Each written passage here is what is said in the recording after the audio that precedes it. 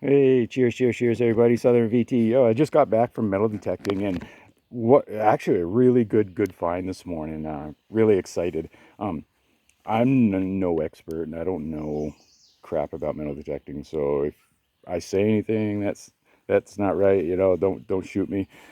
Um, I'm just a basic person that knows you can take one of these, go back and forth, and listen for tones and dig holes.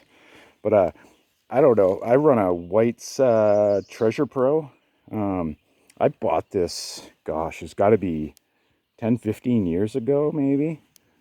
Yeah, it's got to be a good 10 years ago. What's it got? A double D 10-inch coil, D2 search coil, White's Electronics. Um, I'm sure this isn't the top dollar or like the best, and there's like way better, and especially technology today. I'm sure there's a lot better technology out there today than this, but it does the trick. My pinpointer, I've had a couple decent pinpointers and stuff. Got this. I don't remember if this was off like Temu or Amazon, some cheapie, because I always, they fall out of my pocket or fall out of my bag or it gets misplaced. So I bought this, and it works. Not as good as like my nice ones and stuff that I had before. I want to say the one I had before, I paid like $60 or something for it, and I forget the brand. It was a really nice brand and everything, but this does work and does help big time. You got to have a pinpointer. That's why I bought the cheapie, because that's what I could get at the time. I want to say the pinpointer I used to have is like $100 pinpointer now or something, or $120 pinpointer. But anyways, let's look at what I found. Guys, check this out. I can't believe it. Like, there's 6 different cellar holes, and they were the couple of them were started back at the late 1700s, early 1800s, and 3 of them were put in mid 1800s. And I guess nobody has lived there, and the properties haven't had anything going on since prior to World War II.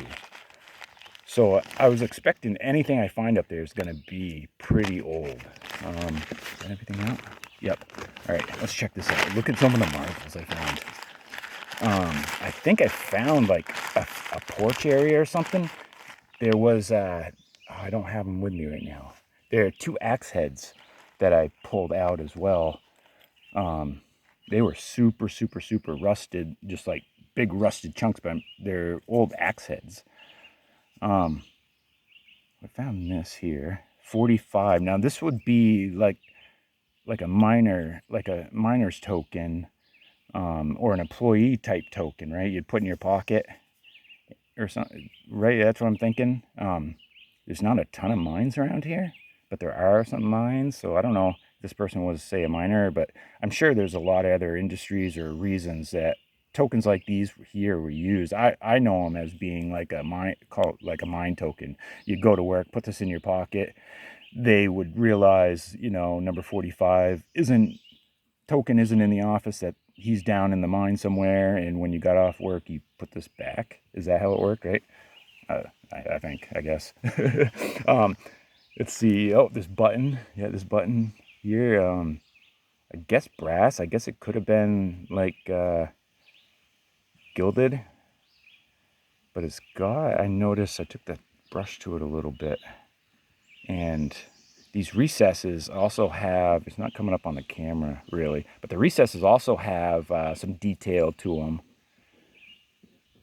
But not sure. I'll have to take, and I'm sure I take a picture of this. Google Lens will probably be able to pull this right up pretty easy. But again, anybody's got any info or any insight on any of these items, definitely feel free to let me know down in the comments your thoughts and stuff. I found 2 bullets. I'm guessing that's a muzzle loader. I'm not sure. That would be a muzzle loader too, just a lot smaller caliber.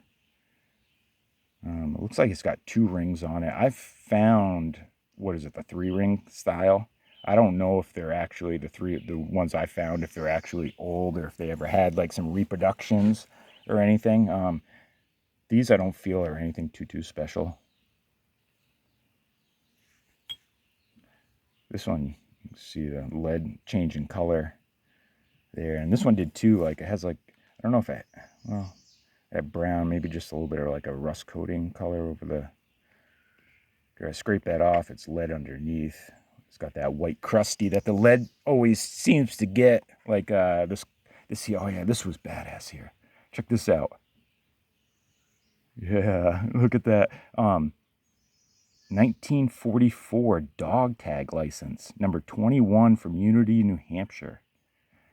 So you could probably take this information and look up to see who actually owned this and why was it, I don't know, that's Unity, New Hampshire's probably like an hour from here.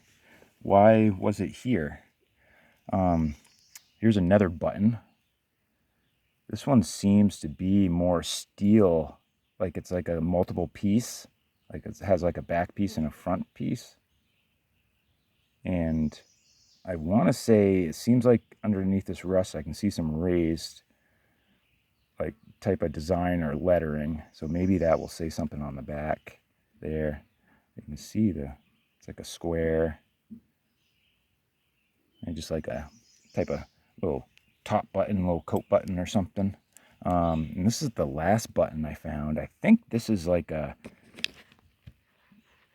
undergarment button, like an underwear button or something.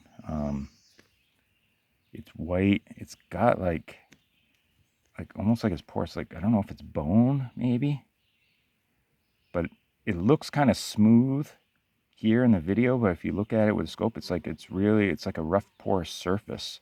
It's smooth feeling, but and it's natural. It's not rough and porous because of someone made it that way. It's being in the ground has made it kind of rough and porous a little bit, or that's the material. But all right, there's that. We'll get to the marbles last. I like the marbles because it's just pretty glass. I'm not a marble collector, but you know, glass like that stuff's pretty. All right, so here's the change. Now this was a nickel, and I couldn't see the date. This is like so credited. I'm sure I can clean this up a little bit more, and with my scope, be able to see the date on it. Now it's a Jefferson nickel. So I'm not 100% sure the years on those, but I did. Is this the dime? Yeah, this is the dime here. Oh, there's one more. Yeah, there it is. Okay. I was going to say there's two dimes I found. This one says, I think it says 1954 on it. And it wasn't very far from the nickel. And I also found this quarter, but this quarter is a 76 quarter, 1976. So maybe, I don't know, other people have been up there, a hunter.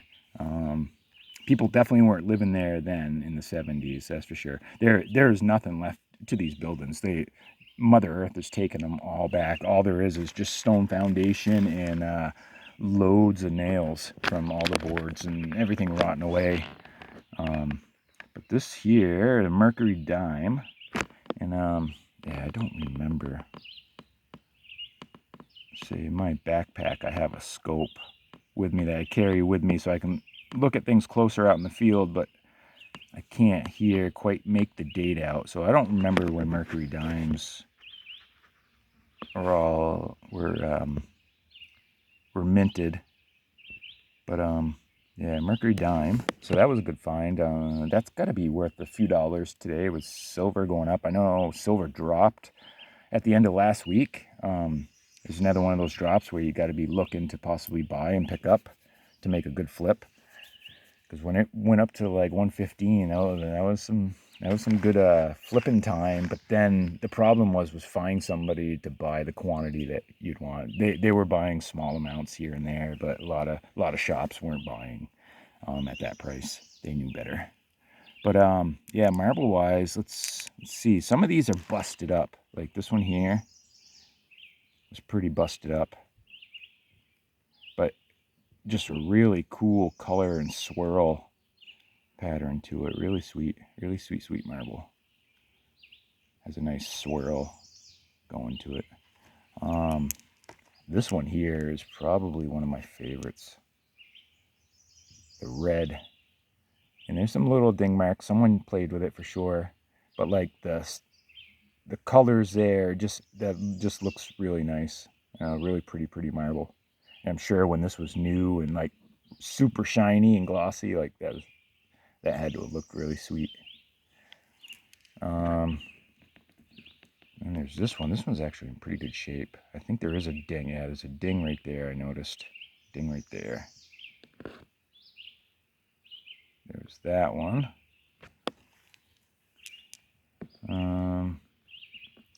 This one has like a clear smoky base, but then it's like, it's not totally round. I don't know if it shows up that well on the camera, but it's like, I don't know, it's kind of got a little bit of a flatness to it, like an egg shape almost, a little bit. And then there's this one. This one's really sweet. I think this has like a clear base with white and yellow. I think it would be, right? Clear base, white and yellow. That's what it kind of looks to me. The swirl pattern on it. And right there's something. Yeah, you can see it. I don't know, is that like a ponto mark? Doesn't really look like a chip. I have to look at it closer with my scope, but it doesn't really look like a chip. I don't know, I'll have to look at it closer with my scope, get a magnifying glass and take a little bit of a closer up, and probably do that in the video too. Put the scope over my camera and get a close-up. It'd be nice if this one was mint condition, or in like good condition, wasn't chipped. I'm not positive that's a chip on that one. Oh yeah. So then there was this one, and I don't know if that's just some dirt there. What do we got here going on? Just still some more dirt. You can feel some little flea bites and little dings from it being played with or something. Yeah, this one's cool. This got a pretty cool color. This is like browns, different tones of browns, and like a white, which kind of makes it kind of creamy too. And this one's in really good condition. A couple of these are in good condition. Like this one, yeah, it must have been this one. There's a couple of them that I shined up in the brook when I found them. There's a brook that runs through one of the properties as well, which has actually been helping me a little bit on my adventure of finding